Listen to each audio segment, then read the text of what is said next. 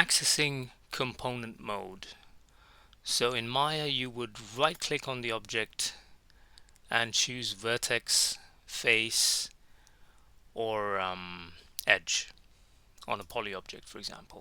In Blender, what you do is you click the object, you go to the top and you go into edit mode. Once you go into edit mode, you have vertex selection, edge selection, and face selection. So the shortcut to go into component mode is the tab key. So if I tab and 1, that gives me vertex selections. If I hit 2, it gives me edge selection. If I hit 3, it gives me the face selection.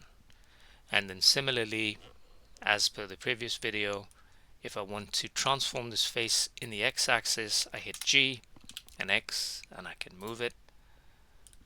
G and X. And something that Maya doesn't have that Blender does is that you can adjust the component transform down here. So I could change this to say 2 if I wanted to be really precise. And same for rotate and scale. So if I hit R and I rotate that, I could say 45 degrees, and the same with scale. So that's how you access component mode. You hit the tab key to go back to object mode, tab key to go to component mode.